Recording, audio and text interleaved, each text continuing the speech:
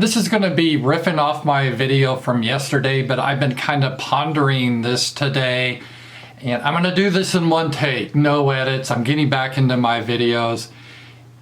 And one of the big questions is, what do we do when we live in a society that no longer follows the law, or the law is a mockery? This is a huge question. It's a huge problem, but this is where we are right now. You see this with Donald Trump. He's being prosecuted. He'll probably be found guilty and die in jail. A political opponent of Joe Biden. Joe Biden's Justice Department is going after Trump for doing the exact same thing Joe Biden did, meaning the documents. The exact same thing Hillary Clinton did. The exact same thing Mike Pence did. But they don't care. They're selectively enforcing the law.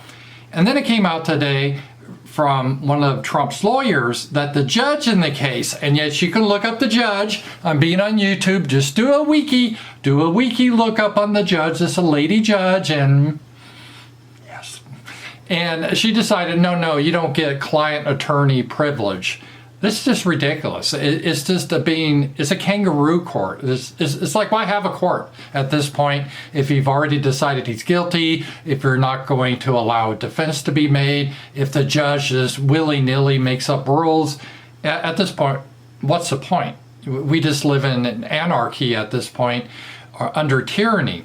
And you see this in so many different things that are happening today. The guy that was trying to defend passengers in New York, that crazy guy that was a felon, wanted to kill people, the guy restrained him, the guy died. I think his name was Neely. He was indicted. He will probably spend the rest of his life in jail because he's white and he killed a black criminal. You can't do that.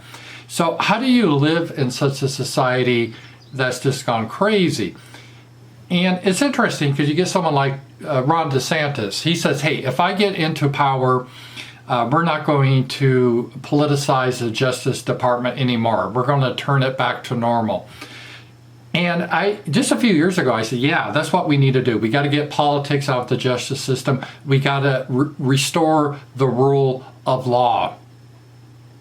But recently I realized, yeah, screw that. Screw that. This is a sucker's bet. What we need to do is politicize the justice system, but shove it down the throats of our enemies. Yeah, I'm serious. Like, how the ADL, SPLC, they like to deplatform people, shut down their bank accounts. We should do the same. Twitter, Elon Musk, because ADL is using Twitter to attack Twitter. Elon Musk should just ban him and think, oh, freedom of speech. He could say, hey, freedom of speech isn't freedom of reach. And he should just shut him down. And the same with like Soros. His son reportedly, allegedly said he's going to carry on his dad's tradition, except like 10 times as bad. And he's going to try to purge all conservatives with all this ill-gotten billions of dollars he has. And we're like, oh, well, what can you do about it? He has a legal right to the money. Fuck that. What would they do with us? They would confiscate the money. The banks would shut down his account. They would steal the money like we've done to the Russian people. We need to start doing that to the left. Until the left starts to feel some pain, until groups like Antifa, when they start to be infiltrated by FBI informants that are trying to set them up. And then like the judges, we say, hey, no, you can't have lawyers. You can't have a client attorney privilege. And oh, look at SPLC, ADL, you guys are a hate group, hate. We don't tolerate hate. And again, use RICO. I mean, there's so many different things, and shut them off from the banking system. And I know this sounds like, oh, no, we can't do that. We got to play fair, even though they don't. But see, we're always going to lose if we do that. And don't get me wrong, I am for the rule of law. After all, that's how we have a society. That's how we have civilization. Because before civilization, it was whoever is strongest just takes what the weaker person has. So if someone builds something that's pretty cool, I mean, you don't have to buy it. You just take your club, hit them over the head, and take their thing. The problem in that society is such a society won't generate wealth. It's just going to be a very savage society. We've seen savage societies in Africa, in the jungles, and they live at a very primitive lifestyle because they don't have property rights. They don't have the rule of law. The law's not applied equally. So we're starting to see that in the United States, where a big section of our country and a big group of people, or maybe it's a small group, they have a lot of power, they have decided not to follow the rule of law, and they're flaunting it in our faces. Now, if we get power, they expect us to follow the rule of law. And we got to stop that. We have to understand, well, no, it's sort of a social contract we have with our fellow people, our fellow man, where we say, okay, George, you won't hit me over the head when I'm not looking and take my stuff, and I promise not to hit you over the head. And if one of us does that, we're going to have a court system and someone's going to be punished. And yeah, there may be times I want to hit you over the head and take your stuff, and maybe you want to hit me over the head, but we don't want to live that way. It's not good for either of us because we're all paranoid. It's just a lot of bloodshed. So let's have this rule of law. And so George agrees, I agree. This is how you have a civilization. On a very simple basis, this is how it is. But just imagine we are in a situation where I said, okay, George, we got to do this.